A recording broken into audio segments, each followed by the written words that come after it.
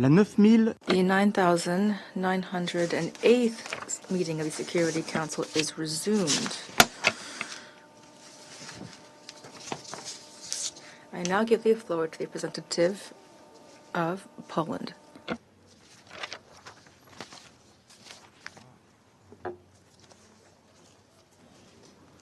Monsieur le Président, Excellences, last week the world once again witnessed Russian unwillingness to reach a ceasefire with Ukraine, demonstrated by the launching a massive attack on the regions of Kyiv, Zhytomyr, Dnipro, Kharkiv, Poltava, Khmelnytsky, Sumy, and Zaporizhia, that continued even last night between the two sessions of this very Security Council on a new attack, a drone attack on Dnipro and Kharkiv. Despite many opportunities, Kremlin has only scaled up its attacks against civilians and civilian infrastructure. Continuous efforts by the United States and Ukraine to establish a just, comprehensive and lasting peace are met with Russia's neo-colonial demands. Poland, as much as any other country, supports the diplomatic efforts to put an end to the Russian aggression against Ukraine. However, we cannot help but notice that Moscow's involvement in the US-led shuttle diplomacy is increasingly looking like a play to gain the time to secure a better position on the battlefield. Monsieur le Président, Russian war of aggression and its imperialist ambitions remain the greatest threat to peace and stability in my region, the region of Poland and Central Europe, as well as to the UN system based on democracy, human rights and international law. Each day, Russian Federation continues to openly violate UN Charter, showing disdain to jointly agreed rules and above all to human life. This is the reason why we should expand the political and economic pressure on Russia. In order to bring peace and stability, we need a deal that will be comprehensive, just and durable, a deal that does not compromise on Ukraine's ability to defend itself and its sovereign right to determine its future. We should not contend with the temporary truce that Russia can first propose and then breach, as shown during the Easter holiday.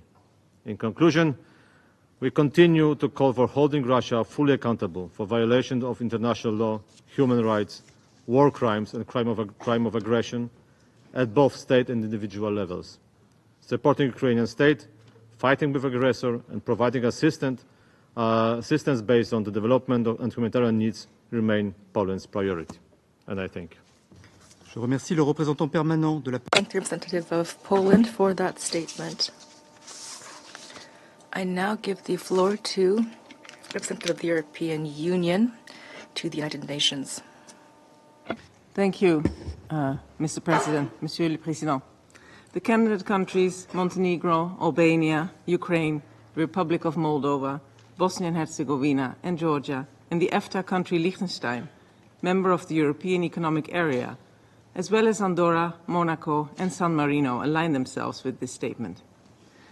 I would like to thank the Presidency for scheduling this meeting at a critical time. I also would like to thank DPPA and OCHA for providing a clear assessment of the destruction caused by Russia's war of aggression against Ukraine. The time for peace is now, and the EU reiterates its support for a comprehensive, just and lasting peace based on the UN Charter and international law. We welcome all efforts towards reaching peace in line with the UN Charter. Ukraine has demonstrated its readiness to accept a comprehensive and immediate ceasefire without preconditions.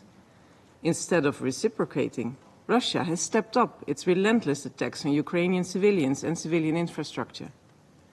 We call on Russia to demonstrate a willingness to achieve peace without further delay. There can be no negotiations about Ukraine without Ukraine, and no negotiations that affect European security without Europe. The EU is ready to continue playing its full part. Regrettably, the past week have provided further evidence of Russia's lack of interest in any ceasefire, with daily attacks and deadly attacks. The Office of the High Commission, the OHCHR, has verified an increase in civilian casualties since the start of the year as a result of Russian attacks. And according to UN human rights monitors, from 1 to 24 April this month, Russian attacks caused 848 civilian casualties, with the deadliest single attack of this year on the city center of Sumy. killing 35 people and wounding 117. Last week, Russia launched what is likely the largest combined drone and ballistic missile attack since 2022 across Ukraine. Russia's campaign of systematic airstrikes against Ukraine's civilians and civilian critical infrastructure violates international humanitarian law and must stop immediately. According to the UN Human Rights Monitoring Mission, these attacks have been of a widespread, indiscriminate and systemic nature. Monsieur le Président, there can be no impunity. Russia and its leadership must be held fully accountable for waging a war of aggression and for other most serious crimes under international law. We commend the efforts of OCHA and its humanitarian partners in providing assistance to those in need. And we take note of OCHA's reprioritized humanitarian needs and response plan, particularly its continued focus on reaching frontline communities. Full, safe, rapid and unhindered humanitarian access must be facilitated for humanitarian relief to reach all civilians in need, including in areas under temporary Russian occupation. As is the case for all crises around the world, the EU and its member states will continue to contribute generously to the UN's humanitarian response, and we call on all nations to step up their support as well. In closing, Monsieur le Président, I reaffirm the EU's unwavering support for Ukraine's independence, sovereignty and territorial integrity within its internationally recognized borders. The EU will continue to support Ukraine for as long as it takes. We need a comprehensive, just and lasting peace in line with the UN Charter. And we need it now. Thank you, Mr. President. Je remercie la représentante de l'Union européenne. Thank you, Representative of the European Union, for that statement. And I now give the floor to Representative of Germany. Merci, Monsieur le Président. Thank you, Mr. President. President, distinguished colleagues, Germany aligns itself with the statement delivered by the European Union. 50 days ago, Ukraine accepted a proposal for a complete and unconditional 30-day ceasefire. Ukraine has renewed this proposal, extending its hand in goodwill to the aggressor, even when Russian attacks on civilian infrastructure continued unabated. In the days following Easter, Russia further escalated its relentless attacks on civilians and civilian infrastructure in Ukraine.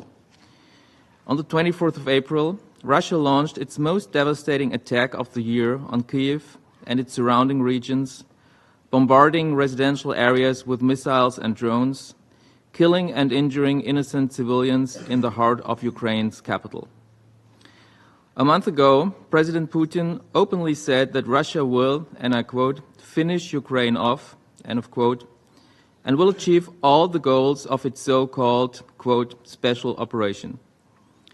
In an interview published on Monday, Foreign Minister Lavrov once again reiterated that the terms of a peace agreement should provide for the demilitarization and denazification of Ukraine. In yesterday's statement, the Russian delegation once again reaffirmed these positions, showing a clear disregard for Ukraine's political sovereignty and territorial integrity. Clearly, these are not bona fide gestures in a spirit of rapprochement required by those who seriously want to negotiate peace. Both sides, and most certainly the aggressor, must demonstrate their readiness to work towards a ceasefire. Monsieur le Président, Germany reaffirms once again its steadfast commitment to a just and lasting peace in Ukraine. Such a peace must not reward the aggressor. It must not demand the surrender of the victim. We remain firm in our conviction that a peace imposed against the will of the Ukrainian people will not endure. It will serve no one, and it will not serve justice. A future peace agreement must respect the independence, sovereignty, and territorial integrity of Ukraine within its internationally recognized borders, as repeatedly affirmed by the General Assembly, most recently on the 24th of February. The principles of the UN Charter, the charter that safeguards all nations, large and small, from aggression, must be protected for the sake of us all. We call on Russia to demonstrate its willingness to achieve peace now and end its attacks immediately and agree to a full and unconditional ceasefire without further delay. I thank you. Je remercie le représentant de l'Allemagne. Representative of Germany for that statement, and I now give the floor to the representative of Hungary. Mr. President, distinguished members of the Council, Hungary thanks the French presidency for organizing today's meeting and giving us the opportunity to speak on such a crucial issue of European peace and stability. We would also like to thank USG Rosemary DiCarlo and ASG Joyce Msuya for their briefings. Hungary remains deeply concerned by the ongoing conflict in Ukraine. As a neighbor to Ukraine, Hungary acutely feels this crisis economically, socially, and morally, and is making every effort to assist tackling the humanitarian challenges that have unfolded. Hungary has spent approximately $285 million on services to refugees and humanitarian aid to Ukraine. To date, almost 1.5 million Ukrainian refugees have crossed the border into Hungary.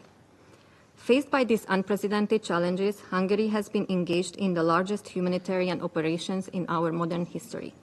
We remain committed to fulfilling our international humanitarian obligations, including by providing all registered refugees with equal access to healthcare as well as education.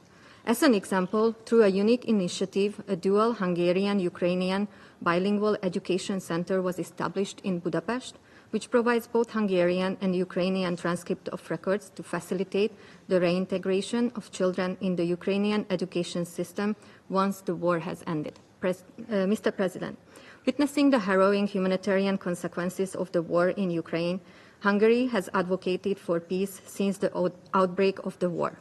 We condemn in the strongest terms the increasing number of civilian casualties in recent attacks. We must not ignore the tragic loss of innocent life and must act to prevent further suffering. Every moment of delay prolongs the suffering of innocent people, and the rising number of casualties highlights the crucial importance of putting an end to the violence. In order to prevent further bloodshed and destruction as soon as possible, we must support all efforts that aim to establish an immediate ceasefire and initiate meaningful negotiations to create a lasting peace. In this regard, recent developments in global politics have presented a crucial opportunity to put an end to the war. Hungary, therefore, welcomes the peace negotiation initiated by President Trump. Mr. President, in conclusion, we reiterate that our ultimate goal must be to swiftly reestablish European peace and security. Therefore, we urge members of the Security Council and the broader international community to prioritize diplomacy and dialogue over conflict. We must do our utmost to facilitate a rapid and sustainable resolution of the war in Ukraine. It is time to work together and amplify the voices of peace. Hungary calls on the Security Council to act with unity and resolve in the face of this crisis and reiterates its commitment to dialogue, humanitarian support, and to a peaceful future for Europe and beyond. I thank you. Je remercie la Representative of Hungary for that statement. There are no more... I see. Pardon. I'm sorry, 2 minutes. Je vois une demande de parole. I see a request for the floor as a right of reply from the Russian Federation. I give the floor to the Representative of the Russian Federation. Mr. President, distinguished colleagues, I would like to address certain European delegations. The path that we're taking now and the basis of the reception of Russia, not just as a rival, but as an opponent, but also as an enemy that needs to be strategically defeated, is not only deeply wrong, it also is bringing your countries to the brink of inevitable disaster. Perhaps not right now, but your destructive geopolitical adventures are being paid for by the Ukrainian people. They're paying in blood. But how long will this go on? Stop listening to those who are calling for weakening or subjugating, dividing Russia, either in public or in private. Colleagues, you're not being asked to stop supporting Ukraine. Help them, but not by providing lethal weapons, as you're doing now, but rather to try to find a peaceful solution. Victory can be collective, victory of common sense over prejudice, victory of good neighborliness and diplomacy over confrontation and enmity. We're prepared for equitable, mutually respectful dialogue. Are you open to this? It's your choice. Thank you for your attention. Je remercie la représentante de Russie. Representative of Russia for that declaration. I see no other names inscribed on the list of speakers. The meeting is adjourned.